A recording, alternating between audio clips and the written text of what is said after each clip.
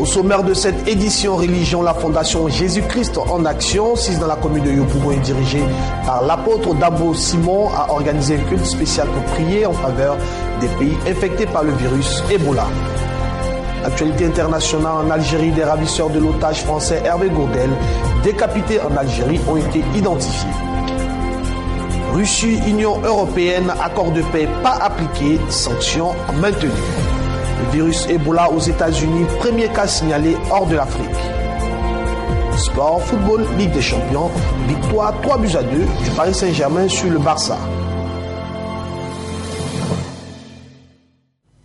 Madame et Monsieur, très heureux de vous retrouver pour ce bulletin d'information. Nous l'ouvrons par la religion. La Fondation Jésus-Christ en Action, sise dans la commune de Yopougon, et dirigée par l'apôtre Dabo Simon, a organisé un culte spécial pour prier en faveur des pays infectés par le virus Ebola. Un moment spécial marqué par la présence du représentant de l'ambassade du Libéria, M. Oliver Gilacron. La Bible nous enseigne de pleurer avec ceux qui pleurent. Une prescription bien appliquée par la Fondation Jésus-Christ en Action, dirigée par l'apôtre Dago Clément.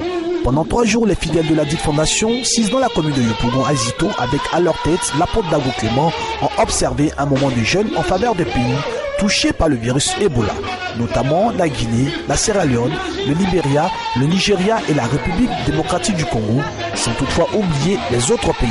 Le dimanche 28 septembre 2014 marquait l'apothéose de ce moment avec un culte spécial pour un moment intense de prière avec pour thème « Invoque-moi, je te délivrerai et tu me glorifieras ». Ce rassemblement ecclésiastique a été marqué par la présence du représentant de l'ambassade du Libéria en Côte d'Ivoire, M. Oliver Gilacron Lumba. Après un moment d'adoration, le visionnaire de la fondation, l'apôtre Dago Clément, s'appuyant sur le livre de Matthieu chapitre 18, a exhorté le peuple en ces thèmes « Ce que vous lirez sur la terre sera lié dans les cieux ». Toutes ces puissances mondiales se mobilisent pour endiguer cette maladie. Mais où sont les chrétiens? Que font-ils? Pourquoi? Nous qui Dieu a donné le pouvoir de marcher sur les serpents, les scorpions, sur toute la puissance des ténèbres, pourquoi restons-nous muets? Pourquoi? Alors que nos frères sont en train de mourir. Longtemps tu as prié pour tes sujets personnels. Mais il est bon de te souvenir tes frères. C'est en cela que tu auras un retour. Amen. Tout ce que nous lions sur la terre est lié dans les cieux. À la suite de l'exhortation de l'apôtre Dago Clément, un moment intense de prière pour les pays infectés, particulièrement pour la ministre de la Santé du Libéria, qui s'est mise en quarantaine après le décès d'un de ses plus proches collaborateurs.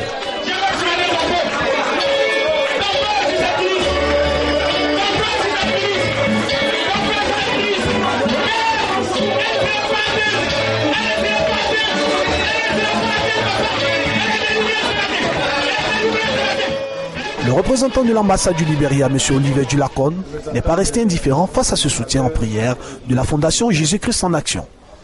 Vraiment, le sentiment qui m'anime ce matin est très immense pour avoir mes frères ivoiriens de cette assemblée Fondation Jésus-Christ en Action. Venez pour les remercier pour tout ce qu'ils ont fait pour nous. Il n'est pas facile de ce qu'ils ont fait. Comme le Seigneur Jésus-Christ a dit, aimez votre prochain comme vous-même. Ils ont démontré cet amour profond-là pour notre pays, principalement mon pays Libéria. Alors je suis tellement content d'être parmi vous, parmi eux aujourd'hui, et que le message aussi qui est venu, je crois à ça, qu'à partir de d'ici, le Libéria est guéri. Au nom de Jésus-Christ. Amen. Un moment à la gloire du Tout-Puissant qui nous a guéris par ses maîtres sûrs.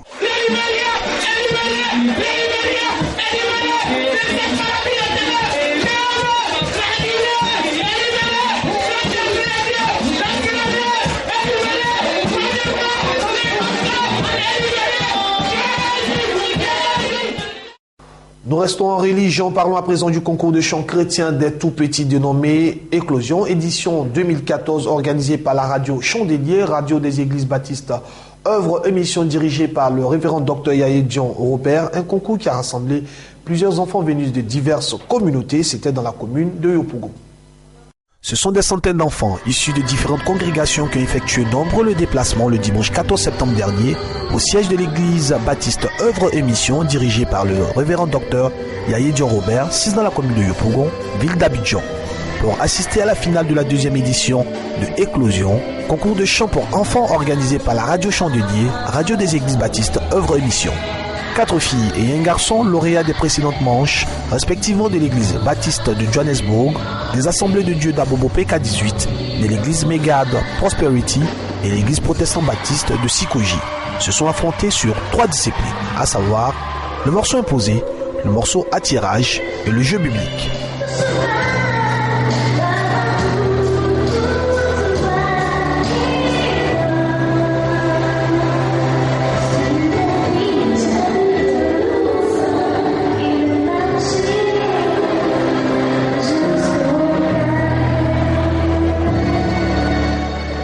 Après une compétition bien enlevée, le premier prix du lauréat de cette année 2014 fut décerné à Conan Jeanne Esther des Assemblées de Dieu d'Abobo PK18.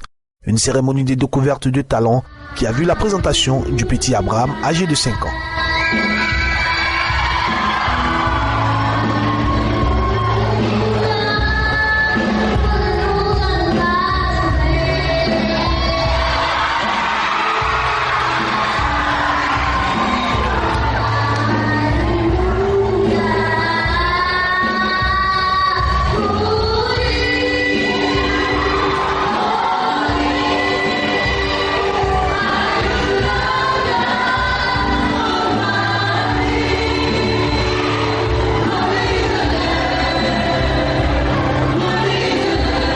Un concours riche en couleurs qui s'est achevé par la prestation de plusieurs chants de l'Éternel. Que Dieu vous bénisse.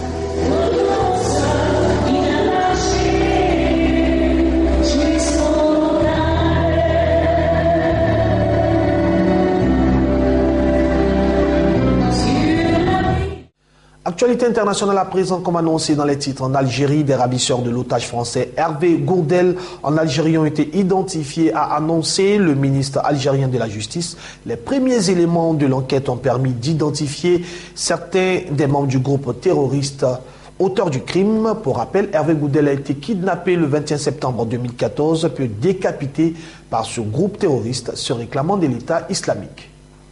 Les autorités algériennes disent avoir identifié certains des membres qui auraient enlevé et assassiné l'otage français Hervé Gourdel. Le corps de la victime n'a toujours pas été retrouvé. L'armée algérienne ratisse la zone où il avait été kidnappé à une centaine de kilomètres à l'est d'Alger. Le ministre de la Justice s'est exprimé ce mardi soir à la télévision algérienne. Le parquet a requis des mandats d'arrêt à l'encontre des ravisseurs identifiés et une commission rogatoire pour déterminer le lieu d'où a été postée la vidéo de l'exécution sur la toile. La justice a également ordonné une commission rogatoire afin d'identifier les autres membres du groupe auteurs de l'enlèvement et de l'assassinat du touriste français. Cet assassinat avait suscité une vague d'indignation en Algérie et en France, on le voit ici à Paris. Des milliers de personnes avaient alors dénoncé un acte barbare. Destination Europe à présent, Barcelone, des milliers de Catalans ont manifesté le mardi dernier 30 septembre 2014 pour réclamer le droit de voter le 9 novembre prochain pour l'indépendance de leur région, défiant ainsi la décision de la justice espagnole qui a suspendu la consultation.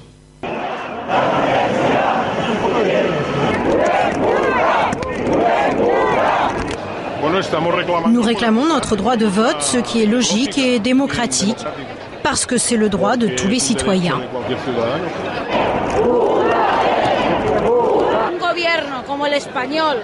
Le gouvernement espagnol utilise la Constitution comme une excuse pour empêcher le peuple catalan de dire ce qu'il veut, son droit de vote.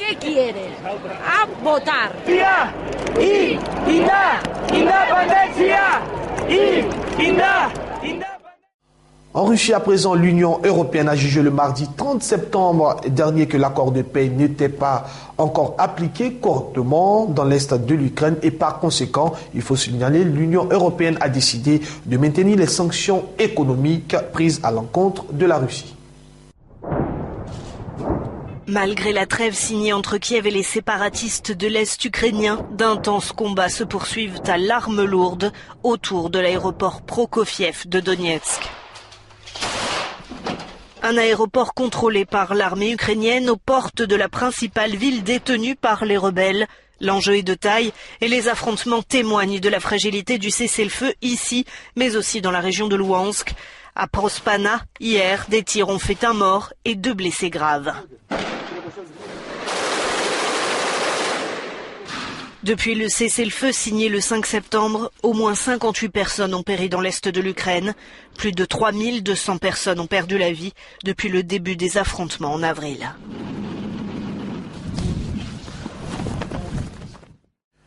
Aux États-Unis à présent, parlons du virus Ebola. Le patient infecté par ce virus hospitalisé au Texas est le premier cas diagnostiqué aux États-Unis, mais ainsi le premier hors de l'Afrique, a indiqué le directeur des centres américains de contrôle des préventions des maladies.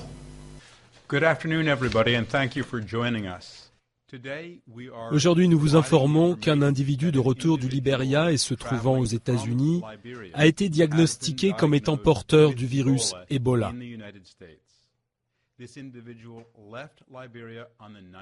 Cet individu a quitté le Libéria le 19 septembre et est arrivé aux États-Unis le 20. Il ne présentait pas de symptômes quand il a quitté le Libéria ou quand il est entré dans notre pays. Mais 4 ou 5 jours plus tard, vers le 24 septembre, il a commencé à présenter des symptômes.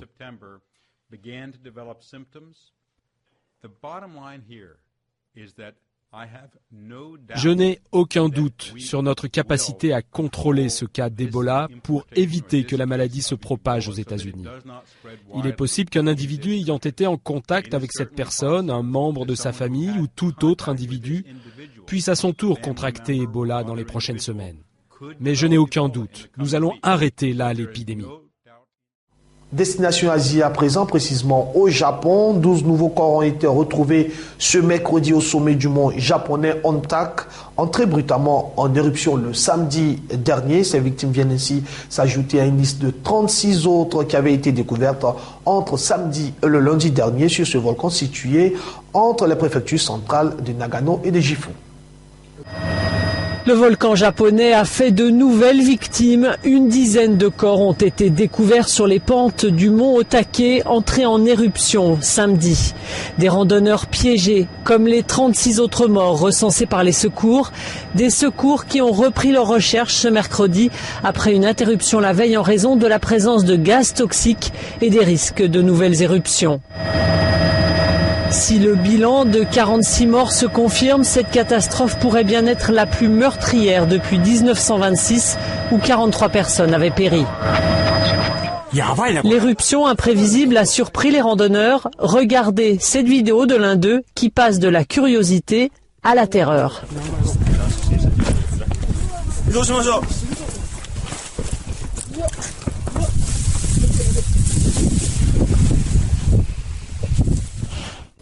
Parlons à présent de Hong Kong, levée de drapeau pour l'anniversaire de la Chine. Hong Kong a organisé une cérémonie de levée de drapeau pour marquer le 65e anniversaire de la fondation de la République populaire de la Chine, avec une importante présence policière face à des manifestants pro-démocratiques toujours et fortement mobilisés, il faut le souligner. Les manifestants pro-démocratiques sont restés fortement mobilisés à Hong Kong le mardi dernier, veille de la fête nationale chinoise, demeurant ainsi sourds aux appels lancés par le chef de l'exécutif à rentrer chez eux.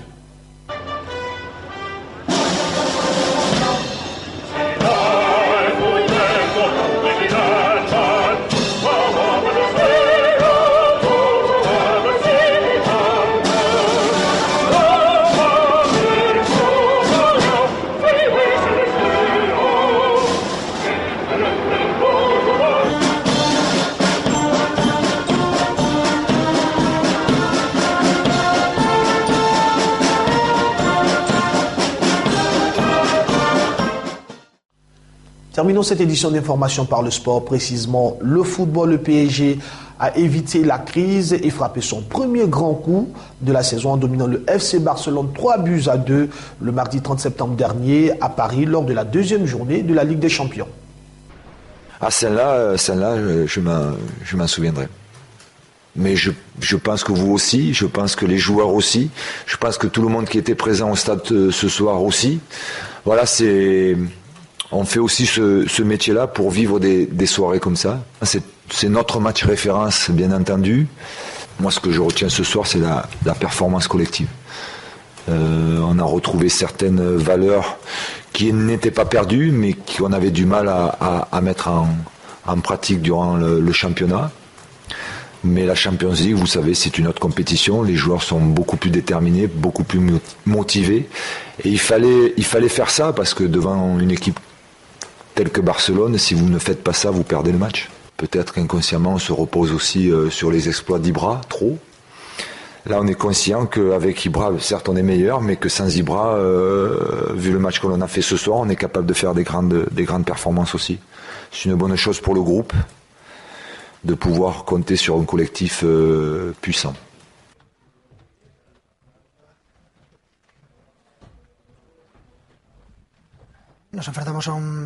On a affronté un adversaire du même niveau que nous.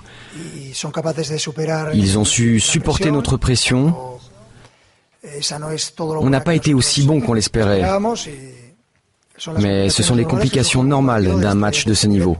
Quand il y a une défaite, je ne porte pas de jugement sur les individualités. C'est toute l'équipe qui a perdu et le principal responsable de la défaite, c'est moi.